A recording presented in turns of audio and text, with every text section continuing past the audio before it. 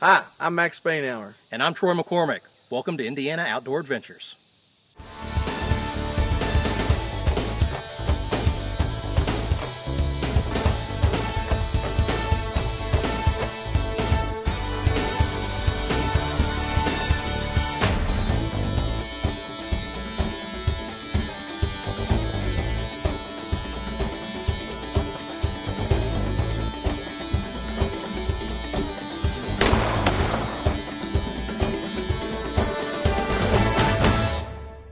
I'm Troy McCormick, and today we're outside of Henryville, Indiana, and we're here for a hunter education course sponsored by the Safari Club International.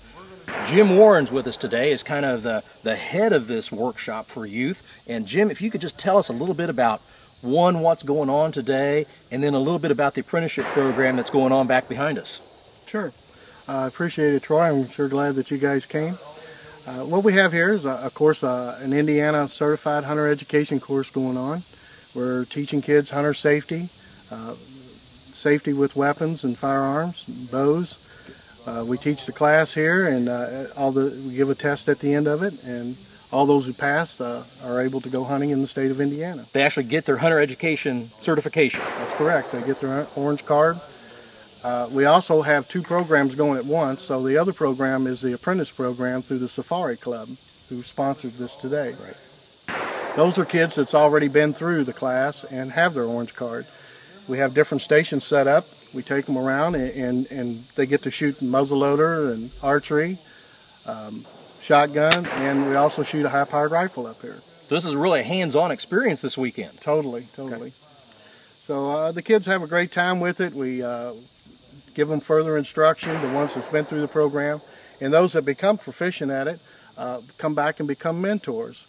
So we use the mentors through our hunter ed class. And so you have people here like yourself who are instructors. Mm-hmm. You've got kind of the first level where you're getting your hunter education certificate and you're going through the book learning and instructions on gun safety and hunting safety. And after 2 days, how many hours do you have to put in? It's 10 hours. The class, the state requires 10 hours of hunter ed training. We generally run about 14 hours because of the hands-on shooting.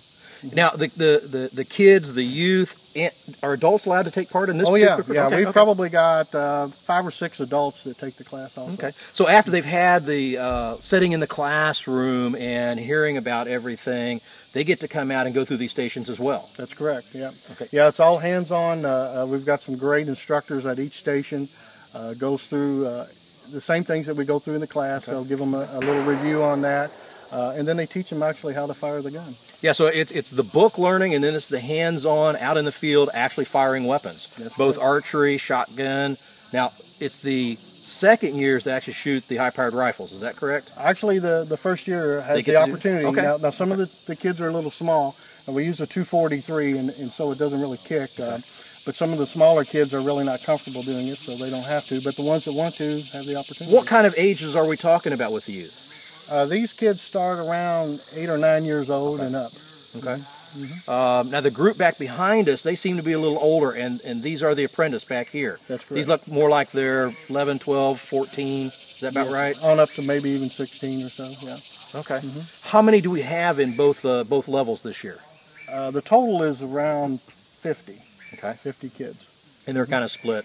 Split up, yeah. There's probably 15 or so of the apprentices. Now, this weekend's event is being sponsored by Safari Club International. Mm-hmm. How long have they been doing it, and how long have you been involved? I personally have been involved in it for about 4 years now. Safari Club, I'm not sure exactly. I think probably about 6 years. Okay. That they've been doing the program up here on this ranch. Great. And, you know, this is a great piece of property. The landowner, Rick Davis, lets you come and use the property. Mm-hmm. There's plenty of room. You can hear some of the shots from the shotgunning station going off. Mm-hmm. We've got muzzleloading behind us. We just left the archery. So after we come out of the classroom area, of course, the weather couldn't be any better than what we've got today. We got lucky. We really did get lucky on that. You know what? Let's just take a break, and then let's go visit some of the kids as they start to learn how to shoot a muzzleloader. Sounds great. Stay with us, and we'll be right back with more Indiana Outdoor Adventures. You really got it good? Oh no, I see it though. Okay, well, you move around to your right. Now what are we going to do? When we get ready, we're going to take a deep breath. We're going to let half of it out, And when it's perfect, we're going to squeeze. We're not going to squeeze unless it's perfect. You tell me when you're ready, and I'll push the safety off, okay? I'm ready. Okay. Squeeze when it's perfect. You squeeze fast. Okay, it'll fire when you squeeze the trigger. Be gentle. Make sure you're perfect and squeeze the trigger. Squeeze the trigger. Relax. Hey, was that a squeeze or a jerk? Oh. In most states, it's illegal to shoot an animal and not make the best effort to recover it. All right? Now, depending upon the weapon that you're using, it could be more difficult, and depending upon the shot that you've made, it could be easy or difficult. Okay? Depending upon, of course, everybody understands what, hitting an animal, or shooting an animal in the kill zone, right? You you're always aiming for a long, hard, or vital shot.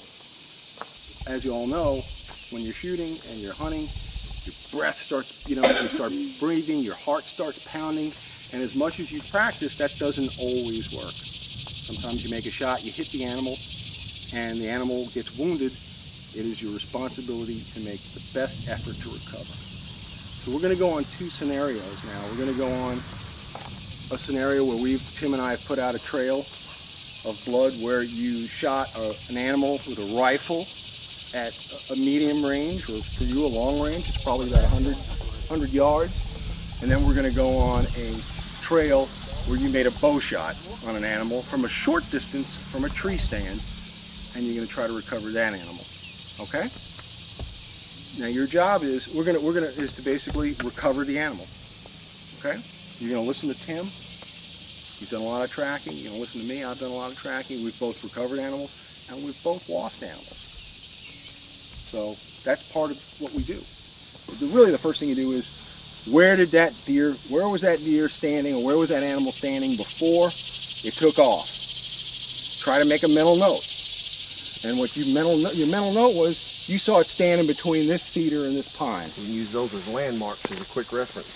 Okay. So you unload your rifle, okay, and you come out, and you're going to look to this edge over here, and you're going to look to see, what are you looking for? To see whether or not you hit the animal. Blood. Blood, and what else? What type of blood it is. Yeah, okay, blood, and what else would come off the animal if you shot it? Hair. Okay. So the area would start here, because it's a straight line, And kind of go this way. and then it'd be You're looking for blood or hair, some kind of sign that you hit that animal. well, there's hair. There you go. Okay, so what does that mean? A whole pile of hair. What color is the hair? White. Looks like brown hair to me. Yeah, it's got like a nice black tip and then some white. So what does that and say to black. you? That you hit the animal probably in the area of the deer that's brown, and it's probably you think you hit it in the shoulder or somewhere in the vitals, right? So you know you hit the animal. Looks like it. So what's your next thing that you're looking for? Blood. Blood, exactly. So he just found first blood. What I like to do is mark first blood. Take something and mark with it.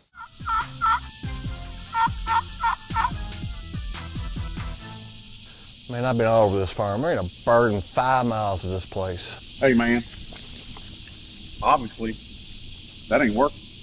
Try this Derby City call, Old Girl Striker. Take it for a ride. Now that's what I'm talking about. Check out our complete product line at derbycitycalls.com. Derby City, it's your call.